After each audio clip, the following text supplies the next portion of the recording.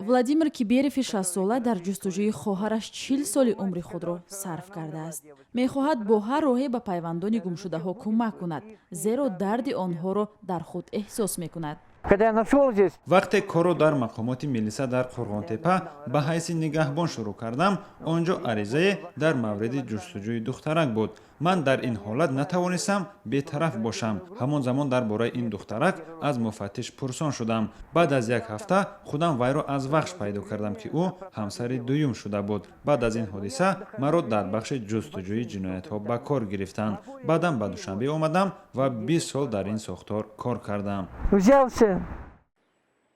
тибқи маълумоти ҳилоли аҳмар 1600 шаҳрванди тоҷикистон ба ҳайси бедарак сабти ном шуданд ва пайвандонашон онҳоро меҷӯянд ва ин ҳам рақами ниҳоӣ нест. барои кӯмак ба наздикони афроди гумшуда ин созмон тарҳи наве махзани маълумотро роҳандозӣ кард ки бо ворид кардани ному насаби гумшуда ба ин махзан нафари нопадидшуда дар ҳама кишварҳо мавриди ҷустуҷӯ қарор мегирад. ҳарчанд ҳоло асри технология аст, вале ҳолатҳое мешавад ки муҳоҷирон алоқаро бо хонаводаҳои худ гум мекунанд ё ин ки бемор мешаванду дар бемористон бистарӣ мегарданд ё ба зиндон меафтанд. ин боис мешавад ки пайвандонашон онҳоро ҷустуҷӯ кунад. масъулони созмони ҳилоли аҳмар дар тоҷикистон мегӯянд, дар 5 моҳи соли равон 37 хонавода барои дарёфти пайвандони худ ки аксаран дар муҳоҷират ҳастанд аз ин созмон кӯмак хостанд. ба гуфтаи онҳо бархе аз онҳо дар давраи ҷанги шаҳрвандӣ ва қисме ҳам дар муҳоҷирати корӣ бедарак шуданд. принципи конфиденциальность дорад.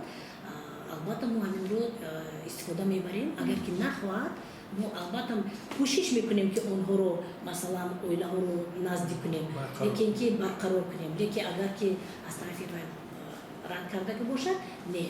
лекин баъд албатта мефаҳмонем ки албатта ақаллан ба модарат гап зан ки ту зинда ҳастӣ.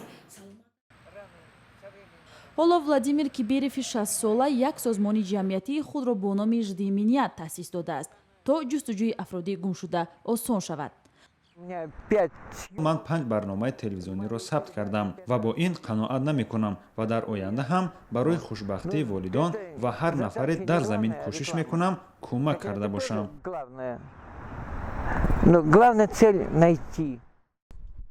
мақомоти тоҷикистон мегӯянд омори дақиқи шахсони гумшуда дар гардиш аст ва наметавон гуфт дақиқан чӣ қадар одамон ва дар кадом кишварҳо гум шуданд.